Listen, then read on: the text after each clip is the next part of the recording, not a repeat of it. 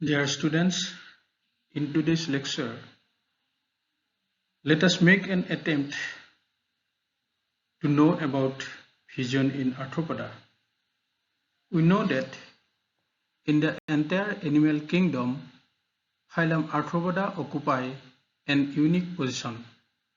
Arthropods are by far the most common animal on earth in total individuals and represents more than 80% of all described species on earth. They colonize virtually every conceivable habitat starting from the equator to the poles, from high mountains to deep ocean trenches, and from rainforests to deserts and hot springs, and fill all consumer food levels. The learning outcome from this presentation, we will try to learn about different types of receptors present in arthropods and in detail about the photoreceptors in arthropods, specifically the simple eyes in arthropods, structure of compound eyes in arthropods, and the mechanism of image formation, structures of OMMATIDIUM, image formation, that is apposition image and superposition image, advantages and disadvantages of compound eye, and finally the genital photoreceptor in arthropods, one important findings.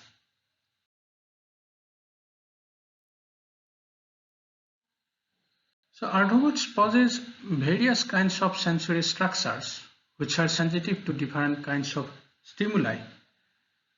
Some of the receptors present in the arthropod's body are as chemoreceptors, which are sensitive to chemical stimulus, mechanoreceptors, sensitive to movement, tactoreceptors, sensitive to touch, olfactoreceptors, sensitive to smell, audioreceptors, sensitive to sound, and the photoreceptors, which are sensitive to light.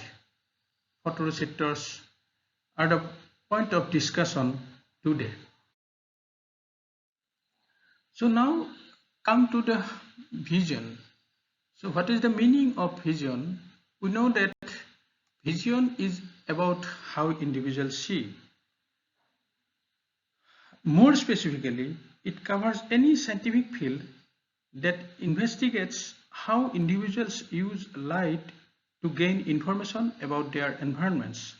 The ultimate source of light on Earth is the sun, and both plants and animals evolved physical and biochemical mechanisms to capture light and make responses to its presence or absence.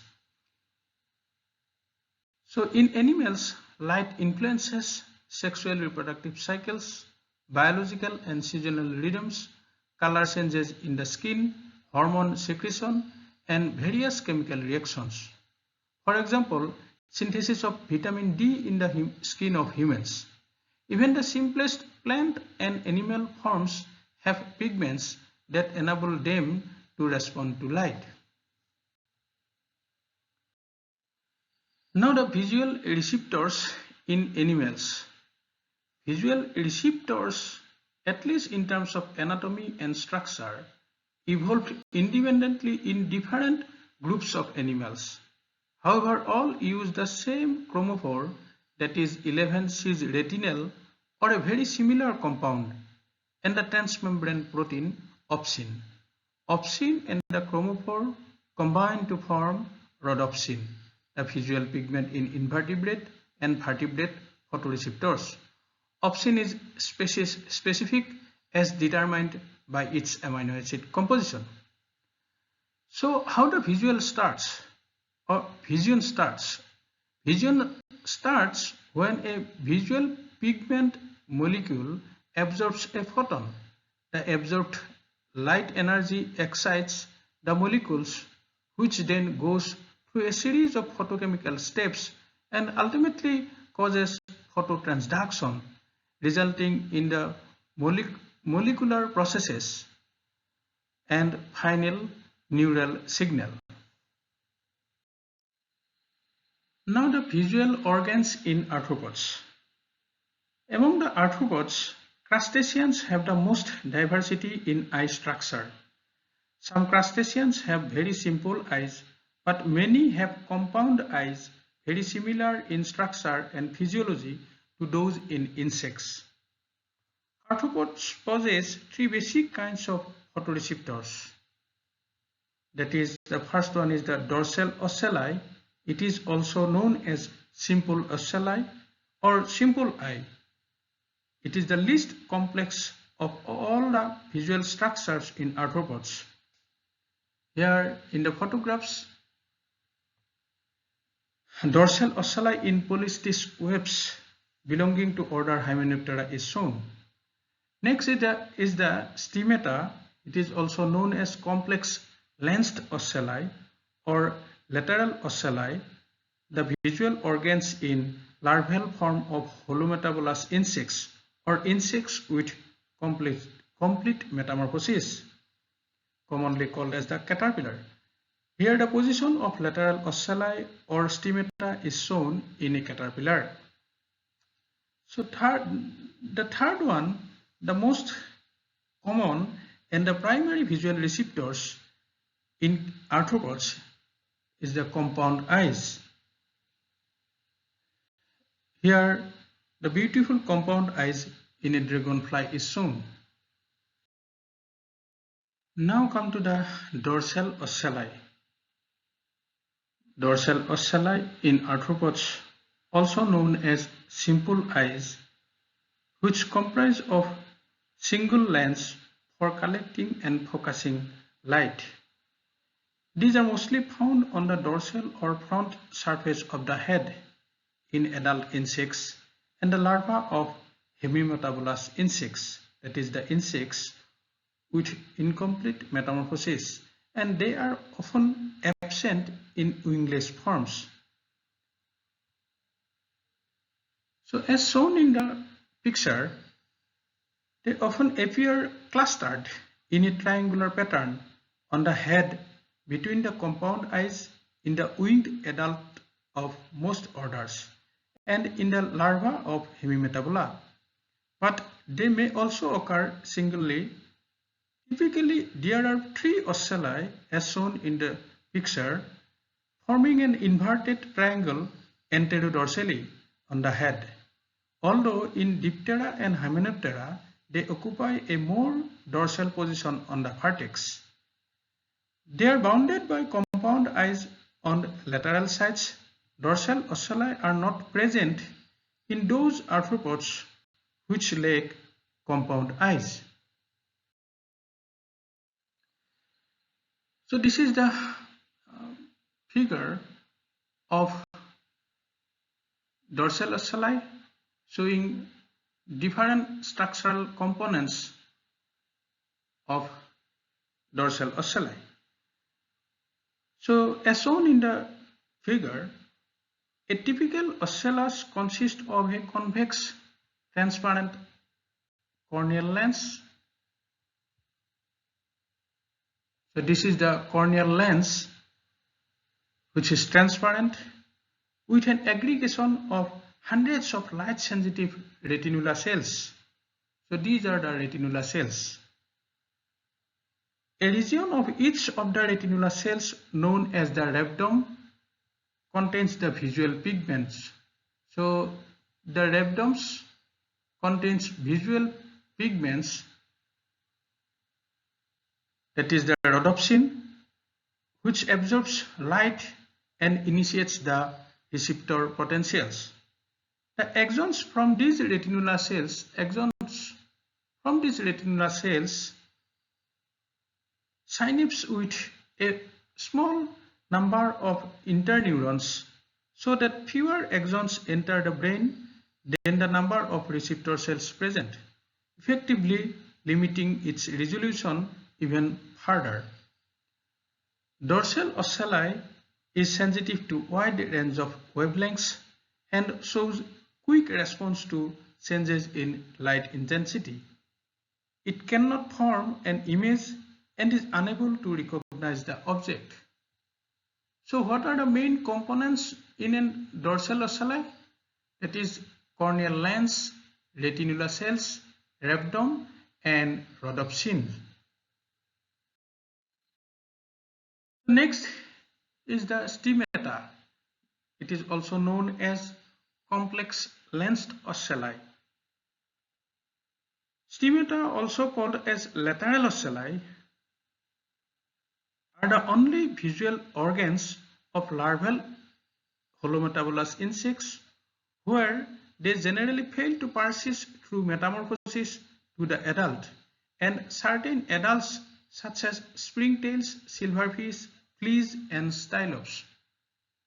So what are the holometabolous insects? Holometabolous means complete metamorphosis, that is insects having life cycle stages such as egg, larva, pupa, and adult. So in case of holometabolous insects, the larva is quite different from that of adult. The important point is that in case of larval holometabolous insects, which are known as caterpillar, the stigmata is present or the stigma is present. But in case of adult, it is not distinct. While in springtails, silverfish, fleas, and stylops, the adult individuals possess the stigmata. So stigmata are present in the lateral region of the head. That is why they are called lateral eyes or lateral ocelli.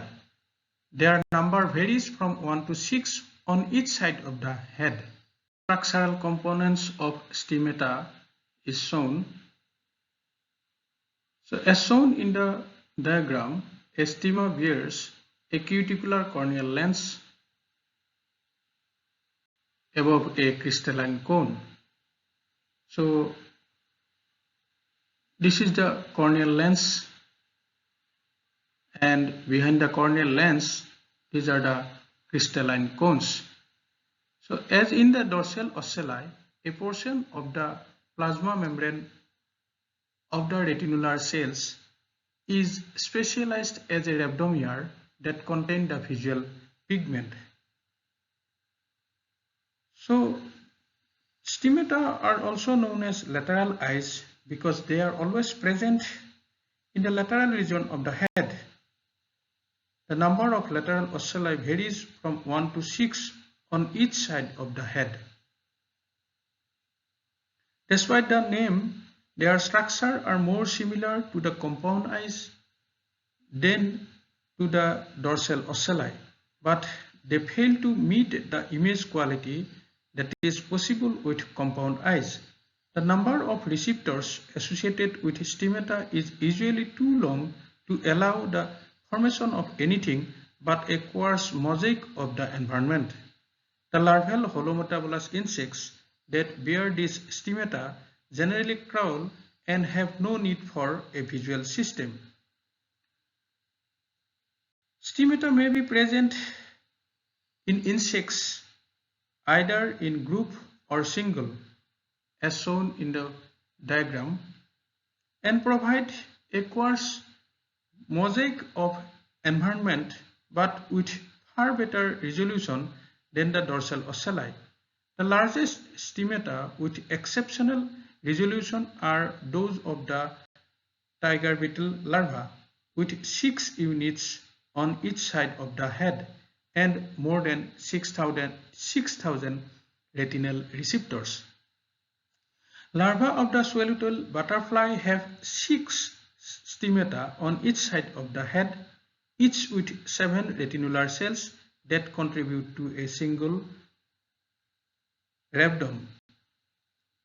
The retinular cells within a stigma have sensitivities to green, blue, and ultraviolet light.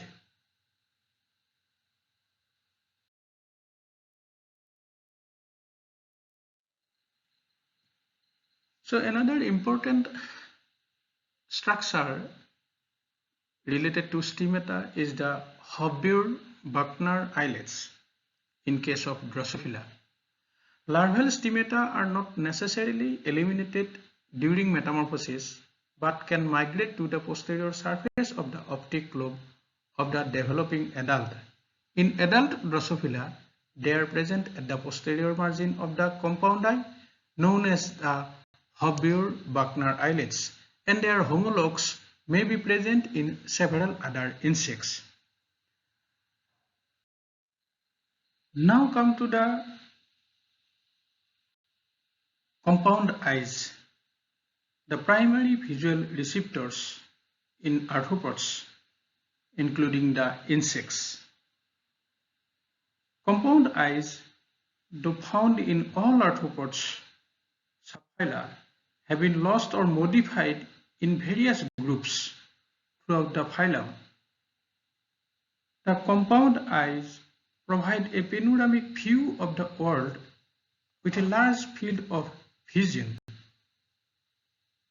As their name indicates, compound eyes comprise from a few to many distinct photoreceptive units called ommatidia. So the ommatidia or ommatidium are the structural and functional unit of compound eye. So as shown in the diagram, this is the cutaway view of a compound eye. Each ommatidium is supplied with its own nerve tracts leading to the major optic nerve, and each has its own field of vision through square or hexagonal cuticular facets on the eye surface. So these are the cuticular facets in a compound eye. So now come to the structural components of an ommatidium. So four main components are there in an ommatidium, that is cornea, crystalline cone, rhabdome, and the pigment cells. So first, see the cornea. So this is again the cutaway view of a compound eye, and one ommatidium is shown. So as shown in the diagram, the outer surface of each ommatidium is convex and is covered by the transparent cuticle. It forms the cornea and functions as a biconvex lens. So cornea acts as a biconvex lens in compound eye. The special epidermal cells that produce the corneal elements are called corneagen cells. The external surface of cornea is generally hexagonal but sometimes square in shapes and is called a corneal facets, as I have already mentioned about it. Cornea being cuticular in nature sets during its mold. New cornea is secreted by corneagen cells which are present beneath each facet. The second important component or the important structure in an ommatidium is the crystalline cone. So beneath the cornea there are four cells called the Tezpur cells, which in many insects produce a second lens, that is the crystalline cone. It is surrounded by 4 to 6 elongated cone cells called vitrella with long and tapering ends. Crystalline cone helps to focus light upon the photoreceptors present in the ommatidium. The region of each ommatidium from cornea till the end of cone cell is termed as the dioptrical region. So this is the dioptrical region in the diagram, and it contains, that is, corneal lens as well as the crystalline cone. The third important part of an ommatidium is the photoreceptors unit. So the basal end of cone cells, basal end of the ommatidium lie upon a transparent cylinder that is called rhabdome. Rhabdome receives the light and function as a single photoreceptor unit forming an image. Rhabdom is surrounded by 7 to 8 light-sensitive photoreceptor cells called the retinular cells. These are the retinular cells and this is the rhabdom. Each retinular cells rest upon a basement membrane. This is the basement membrane, also known as the basal lamella, and extends into an axon. So rhabdom and retinular cells collectively form the receptor regions of the eye. So this is the receptor region of an ommatidium and this is the dioptrical region of an ommatidium. So the fourth important component of an ommatidium are the pigment cells. Two groups of pigment cells are there. One is the primary pigment cell and the other is the secondary pigment cells. Each ommatidium is separated from its neighboring ommatidia by certain pigment cells. The primary pigment cell is present in the proximal region of the ommatidium surrounding the tapering ends of the cone cells. So this is the primary pigment cells which are present in the dioptrical region. The secondary pigment cells called the retinal pigment cells surrounds the rhabdom and retinal cells. This is the secondary pigment cells which are present in the distal region of the ommatidium. These pigments are movable and can migrate centrally or distally depending upon the light intensity. Now the image formation in compound eye. So in compound eye, the image or the vision of compound eye is known as the mosaic vision. Compound eyes form image with the help of inputs received from ommatidia. Each ommatidium forms a separate image of a small part of the objects. As there are numbers of ommatidia in a compound eye, therefore the image formed consists of several pieces. This type of vision is called as the mosaic vision. Compound eyes of arthropods can form two kinds of image, that is apposition image and superposition image, depending on the intensity of light.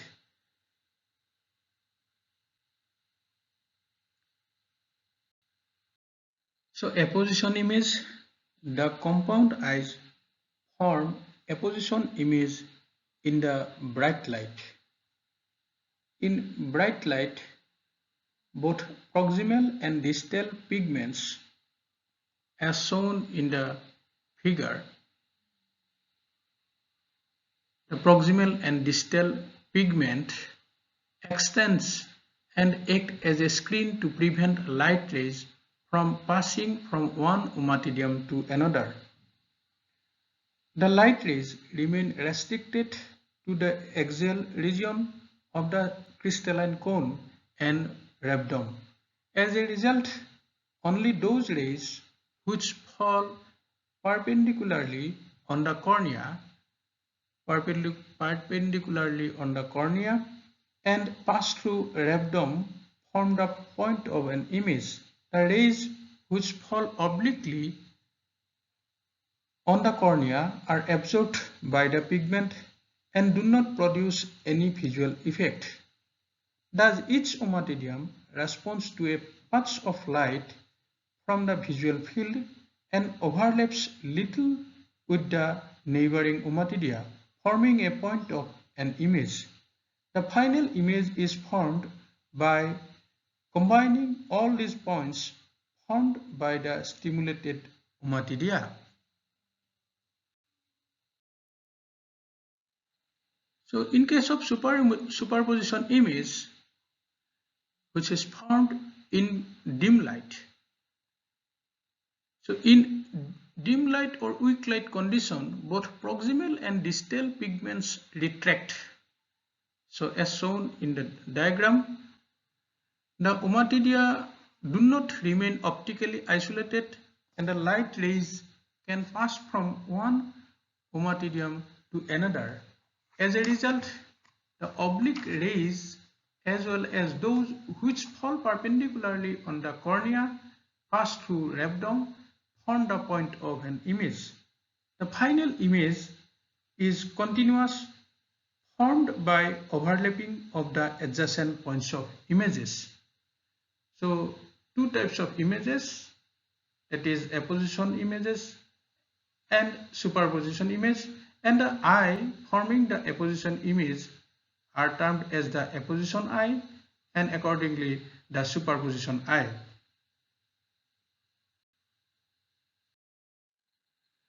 So this is the differences between apposition eyes and superposition eye. So as I have mentioned already that light intensity in case of apposition eye, that is stimulated by strong light intensity, and superposition eye stimulated by low intensity of light. Screening pigment is well developed in case of apposition eye.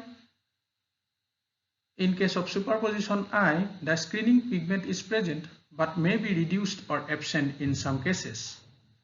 Length of crystalline cone approximately equal to the focal length in case of apposition eye, and while it is twice as long as the focal length in case of superposition eye.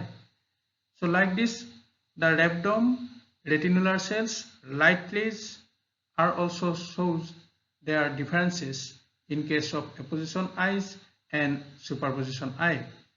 So the best examples of apposition eye, that is insects, diurnal species such as butterfly, and superposition eye, that is nocturnal species such as cockroaches and moths.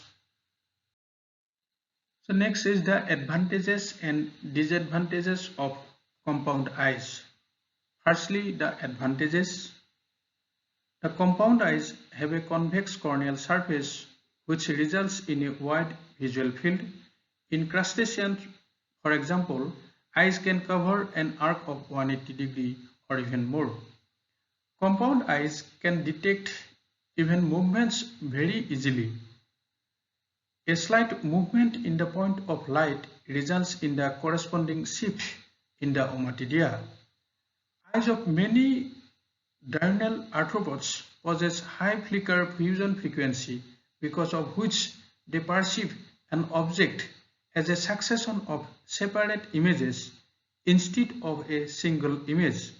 This helps them to detect motion readily. So disadvantages of compound eyes includes the image formed by the compound eyes is very crude. An insect could see a row of closely spaced bars as a continuous horizontal bar. The compound eyes do not provide good visual effect in distance vision. Compound eyes possess poor resolving power because of the small sized numerous lenses. Therefore, they cannot pick up details of an object as human eyes can do. For example, when a human eye can make out full details of a human hand, a compound eye can only make out an outline of the hand. The genital photoreceptors have been identified in many adult butterflies, developing during the pupal stage. These receptors provide little in the way of resolution and are thought to be involved in oviposition behavior, informing the female that the ovipositor is extended far enough to successfully lay eggs. They also play a role in copulation in the male, providing information that the vagina of the female is aligned properly for penile insertion. So as shown in the figure, two pairs of genital receptors, that is P1 and P2, mediate these behaviors in both sexes. Their structures resemble that of a phasum, a primitive photoreceptor first identified from the epidermis of earthworms. So the presence of photoreceptors pigments within the genital photoreceptors has yet to be confirmed.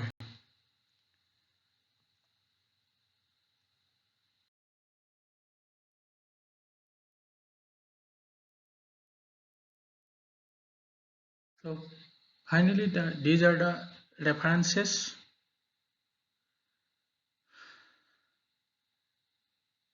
Rupert and Barnes, that is Invertebrate Zoology 8th edition. The Insect Structure and Function, R.F. Chapman, and so on. So with this, I want to conclude my lecture. Thank you.